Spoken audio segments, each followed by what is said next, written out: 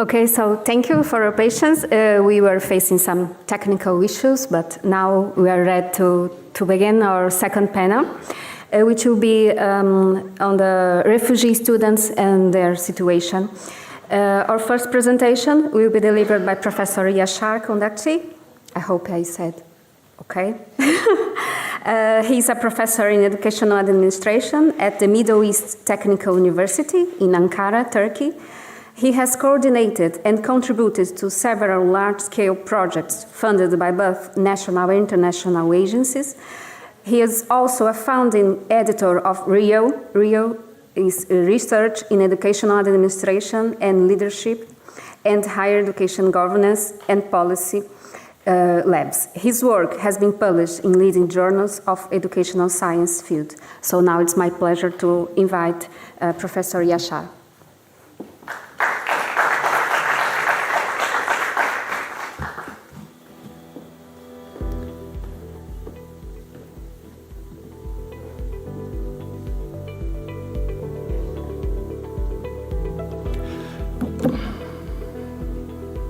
Okay, good afternoon.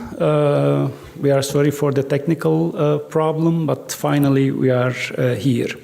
Before I start, of course, I would like to thank the EDULOG organizer for facilitating this event and inviting us, and it is a great honor and pleasure to talk to you, to speak to you today. Well, the topic is a little bit different. As you see, we shift from, well, years ago, we made a distinction between conventional international students and atypical international students. We have the experts in the room. I'm not sure to what extent this definition was accurate. However, we felt the need to distinguish between these two groups of students. So today, I will structure my talk around three questions. But before asking these three questions, I would like to contextualize, because in different parts of the convention today, we raised the issue or the importance of contextualizing this discussion. I would like to start with the problem. What is the problem? If you read any article, if you read any reports, if you read any book chapter on refugee integration, probably you will start to read these figures. These figures, constantly, regularly updated by the UNHCR. Of course, many of you are familiar with these figures, but I would like to take your attention to the sharp increase in the number of forcibly displaced migrants over the last 4 years. So in 2019, we were talking about around 70 million forcibly displaced migrants around the globe. In 2023, this jumped to 117 million. Of course, as you can imagine, this has to do something with the Russian invasion of Ukraine, Palestine crisis, and of course we can expect that this number is going to increase because of the recent scary tension between Pakistan and Afghanistan and different tensions around the world. So of course, the politicians, the diplomacy are doing something about it, but the role of the educators is, of course, to provide services to forcibly displaced migrants, and particularly to provide educational services and higher education to forcibly displaced migrants. What happens if we don't provide, if we fail to provide education or higher education to forcibly displaced migrants? Of course, they will face with marginalization, they will face with radicalization, and on top of these, they will be kind of source for illegal groups around the world. So higher education is one of the tools to ensure healthy engagement of these, not integration, I will avoid the integration, the word integration, but it is one of the tools to ensure healthy engagement of what we call forcibly displaced migrants in the host societies. Well, in our discourse and problematization of the issue, we always focus on the integration of the forcibly displaced migrants to the economy. However, this is one part of the purpose.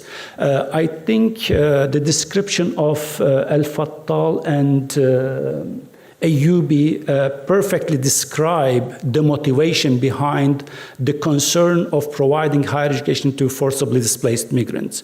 They indicate higher education for self, for social, and for what they call souk. Souk in Arabic refers to the market, refers to developing technical, professional, vocational skills. So economic purpose, developing although this is criticized for being very, very neoliberal, of course we need to help them to develop vocational skills, but at the end of the day, they need to develop certain skills, vocational skills, and get a job. However, higher education should not be limited to economic motivations. There are strong social motivations, especially empowerment and improvement of social options, particularly, for example, for women, to ensure engagement of these people with social networks, to ensure their engagement of the forcibly displaced migrants in the host societies. In addition to economic and social outcomes, of course, we recently start to recognize the importance of psychological outcomes of higher education. So higher education for forcibly displaced migrant is a source of personal satisfaction, is a tool for the process of self-actualization, is a tool to combat stagnation and hopelessness. So higher education has several outcomes for individual forcibly displaced migrants. However, this does not end with the refugees. It has some positive outcomes for governments as well. The governments ensure social stability, cohesion, growth, and sustainability. In addition to that, well-educated people is a kind of input to the economy. In addition, educated forcibly displaced migrants is a contribution to rebuild local, national, and regional institutions. Please do not understand these governmental contributions just to the host society. These contributions are important for home society, as we have seen in the case of Syrian refugee crisis. After the termination of the conflict, probably they will have to return to their own country, and they will have to rebuild their own institutions with updated knowledge and skills. So higher education is important. How are we performing? What are we doing to provide higher education? Of course, we need a policy. We need an overarching policy to ensure higher education for this group of people. However, none of the countries over the last, we have been observing the Syrian refugee crisis since its beginning, 2011. None of the countries were prepared and can be expected to be prepared with a fully informed policy. It's not possible. Most of the countries, European countries and Turkey, approached the issue with a kind of developmental, reactionary policy. This can be criticized for not being fully planned, but being fully planned is almost impossible. For example, our first reaction to provide higher education to refugees was treating them as typical international students. Throughout time, with our experience, as a result of our experiences, we realized that we cannot treat them as typical international students because of language barrier, because of documentation, because of financial problems, because of system incompatibility. As a result, of course, different countries which were kind of fast to react to these problems were able to recruit more international students. Typical examples, of course, Turkey, Germany, some other countries in Europe, as much as I know, Belgium and Sweden. Other countries were less, successful in recruiting forcibly displaced migrants. In the case of course, Ukrainian crisis, Ukrainian refugee crisis, Poland, Hungary, Czechia were more successful in recruiting forcibly displaced migrants.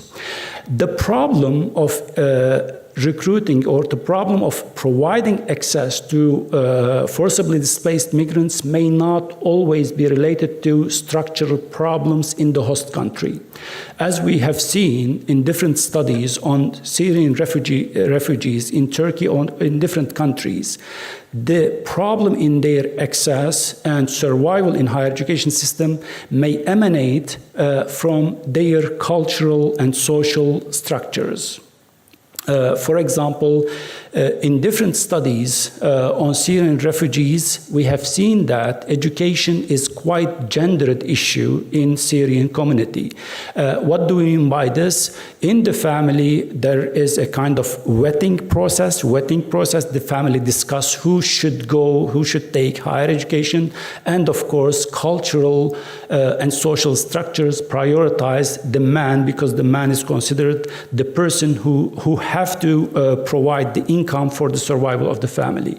Nevertheless, the family in that, the woman in that particular social structure is considered primarily responsible from household issues, so probably getting married has more priority compared to getting higher education. So the problem of access to higher education in the case of Syrian refugee crisis is not always related to what we provide them in the host country. It is related to their own cultural and social structures.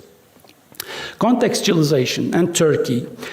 Before I move to what we have done for providing higher education to the Syrian, I would like to contextualize. Turkey, as you can see in this map, is a natural bridge between three regions, not two, not Asia and Europe, between three regions: Middle East, Asia or Caucasia, including Central Asia and Europe. So this geopolitical position makes it a natural hub, not only for international students, but natural hub for any community which faces strained crisis in their location. They find Turkey as a safe and secure harbor to go and find out safe place to continue their life. We have witnessed this over the 20th century, starting the World War I, after the World War II, and in different crises and clashes.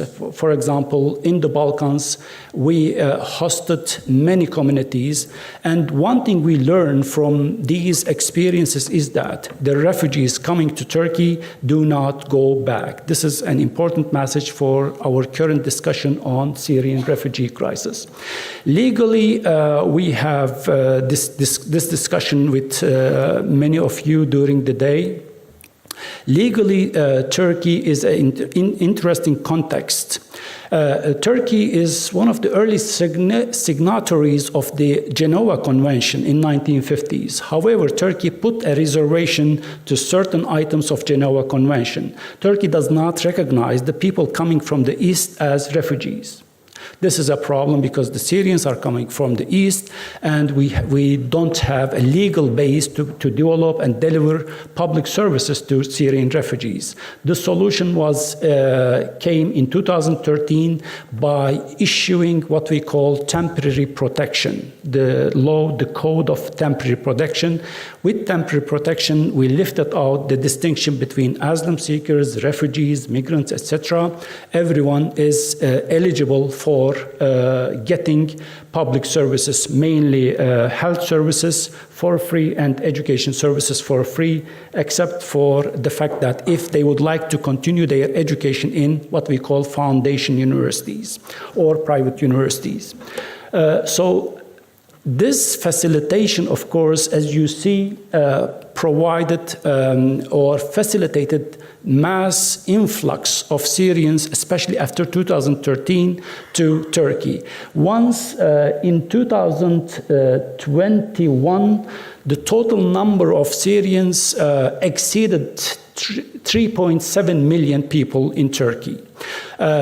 Two dates are important in this graph. 2013, well, there are different reasoning. In the next slide, I will open up more, but I think all of you are wondering whether the Syrians will go back. 2024, because Syria is safe for them right now. And as you see, there is a kind of downward trend. However, in my estimation, they will not go back. They will not go back, although there is 1 million people decreasing from the total number of refugees in Turkey. Why they will not go back? I think this a little bit outdated graph tell us why they will not go back. After 2013, compared to other neighboring countries, there is a sharp increase in the number of Syrians coming to Turkey. Many political scientists and migration experts relate this issue to the fact that the clashes intensify in the north part of the country. However, this does not reflect, in my perspective, this does not reflect the reality. In the first place, Turkey is relatively economically stable and developed country. It's a good alternative. Politically as well, Turkey is more stable compared to other neighboring alternatives. And I think the prospect of moving to Europe, I mean, stepwise migration forward, the prospect of going to Europe is more possible, more evident if they come to Turkey. So Turkey, of course, after issuing the temporary protection law, becomes a very attractive place to go. These reasons of coming to Turkey or choosing Turkey, I think, reflect the reasons why they will stay in Turkey.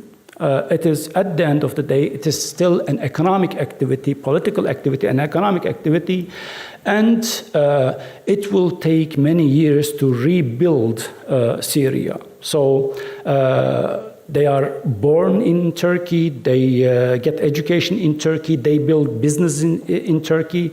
So moving back,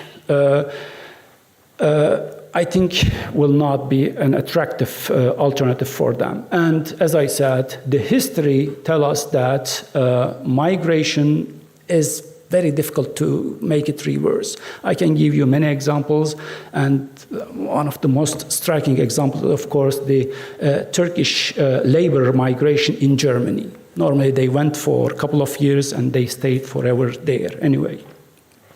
However, before we leave contextualization, I would like to invite you to read the crisis a little bit differently, the Syrian refugee crisis in Turkey a little bit differently. One of the perfect, wonderful analysis was done by Balanger and Saracoğlu, and they indicated that Syrian refugee crisis in Turkey is the epitome of three crises. If we depict the Syrian inflow as a crisis does not provide adequate grounds for future policies that could secure the livelihoods and the status of Syrians and promote peaceful relationships with host communities. So what is the crisis? In the first place, according to Balanji and Saracoglu, this is an Islamist nationalist policy and neo-Ottomanist vision of Turkish government in the Middle East. So instead of depicting and representing the flow of Syrian refugees in Turkey as a source of demographic and humanitarian crisis, we have to recognize the role of Turkish foreign policy in the exodus and containment of these people in Turkish soil. Second crisis is local ideological crisis. So xenophobic tendencies which we have never experienced before in the history of modern Republic of Turkey against refugees, Syrian refugees particularly in Turkey, are not simply the consequence of large presence of Syrians. Prevalent anti-Syrian sentiments in Turkey is a symptom of ideological crisis of the ruling government.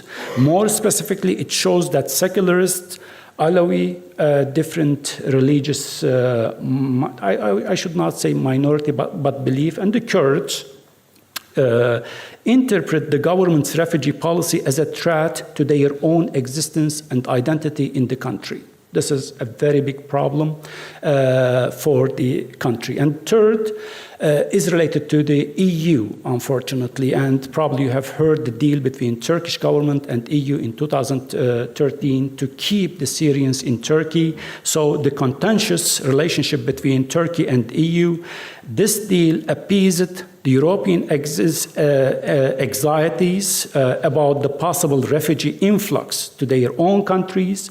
Therefore, they signed the deal to keep the refugees in Turkey. However, this weakened the European Union to put pressure on Turkish government for ensuring European ideals, European values. European Union does not have capacity, lost its capacity and probably its will to put pressure on Turkish government for promoting and rising European values. In brief. So, this is the context. It's a little bit long contextualization. Then we can ask the first question in relation to what we have provided for higher education to refugees. As I said at the beginning, Turkey did not have an informed policy. It was a developmental policy. But the most important thing is that there was a very strong political will, okay, to host the refugees and provide public services, including education. Another requirement is like cooperation of governmental institutions with international organizations, and this was also find a wide context in Turkey. Turkish governmental institutions, UN organizations, and other NGOs, especially NGOs from the Gulf countries, provided services, extensive services and finances for the refugees. Second, at institution level. At institution level, we need recognition of language barriers, documentation problems, financial problems, and absence of necessary documentation for enrollment. In Turkey, this happened. We recognized these problems and we developed solutions, developmental and reactionary solutions to these problems. So all of these, documentation, recognition of credit transfer, widening language courses in Turkish, in English, in Arabic. Our initial reaction to the crisis was providing programs in Arabic, but it was not realistic. So we widened the capacity of universities to teach Turkish to Syrian refugees. As a result of this, we facilitated more and more Syrian refugees' enrollment in Turkish higher education organizations. We widened the scholarship. We cooperated with international organizations to provide more scholarship. We exempted from any, payment, tuition fees, etc. In guidance, we were not very good, but there were systematic guidance, especially with coordination with UN institutions or international NGOs.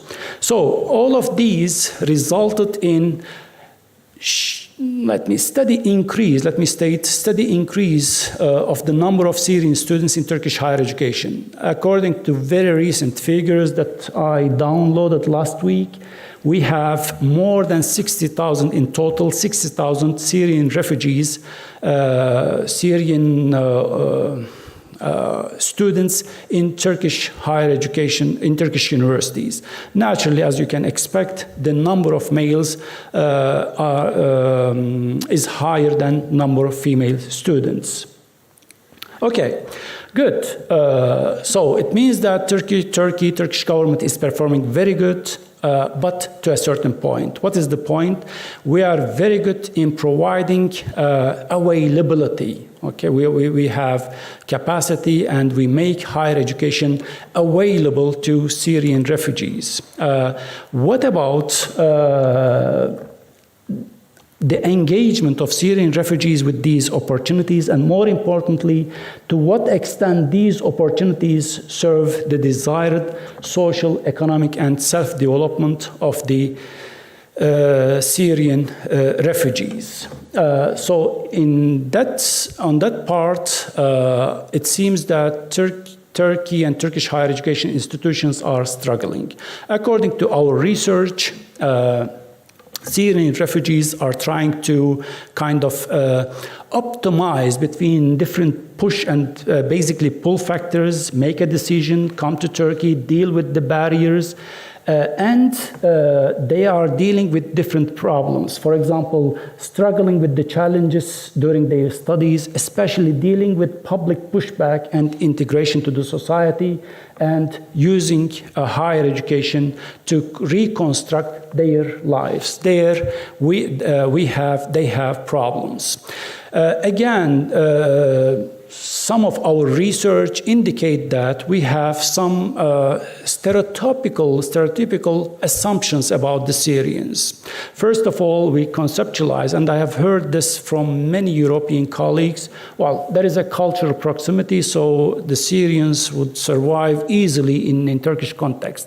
This, what we understand, especially as a result of our qualitative research, what we understand, this is not totally true. There is a huge cultural distance between Syrians and Turkish communities, and we have seen the results in hidden or overt, clear clashes between the Syrians and Turkish students, for example. And secondly, as I said previously, we have been experiencing something that has not happened during the modern republic over the last 100 years. What is that? In Turkey, we don't have racism, well, that's what we know, and we don't have xenophobic tendencies. But the Syrian refugee crisis show that this is not totally true. And in Turkey, for the first time, we are experiencing a kind of Western type extreme right politics, which is only based on discourse against refugees. They do not have any plan, any program for the economy, for education. Their just only discourse is speaking about against refugees. And more interestingly, this politics gain 7% of the total votes in the country. This is, of course, very dramatic. So in terms of two basic assumptions. We need to revisit our understanding of Turkish society. And access to labor market. We have been questioning the role of higher education in accessing to the labor market, in getting a job. We haven't finished that research, but initial results indicate that higher education may not be instrumental to get a job, to reconstruct a life in host country, particularly in Turkey. And we have certain codes to verify the problems in engagement and using higher education to reconstruct their lives. I'm not going to read the entire codes because I think we don't have too much time. Well, higher education is becoming increasingly available in Turkey for refugees, in Turkey and probably in other countries. However, accessibility, acceptability, and adaptability of these opportunities remain problematic. So recently, especially Fincham uses Tomaszewski's framework: availability, accessibility, acceptability, and adaptability framework in order to talk about engagement and use of higher education by the refugees to reconstruct their life. So we are doing good in providing availability. However, the last three A's are problematic. So focusing too much on neoliberal discourse and ignoring the use of higher education for individual refugees for self-development and social integration is missing. So what we call one-size-fits-all approach to higher education fails to address non-financial aspects of welfare and human development needs of the refugees. Higher education, yes, they have access, but it falls short of enabling young people to live lives that they have reason to value. So let's focus on complex process and pull-push factors within households, communities, and institutions. As I said, well, in our observations, in our field work, we have seen that the decision to attend a university, go to a program in a university is a decision of the family, not the decision of individual students. So it is a kind of vetted decision in what they call family assembly. It is not individual decision of students. So different people have different motivations to attend higher education, and they have different needs. Social norms, discriminatory practices, they may hamper an individual from realizing valuable states. So we have to focus on structural differences related to gender, class, ethnicity. We have to exhibit sensitivity to social context, individual differences to capture how free to participate in higher education and gain from it, not only economic gains, but also social and personal gains. So individuals differ, individual refugees differ in their ability to participate in education. Equal availability of opportunities does not mean that they will be able to exploit these opportunities. So, in final words, again, considering the framework of Tomaszewski, we are good in providing availability. We have 2009 universities. Almost every discipline is represented in Turkish higher education. And as I indicated, we have been dealing with the barriers. We have been quite facilitative in enabling access.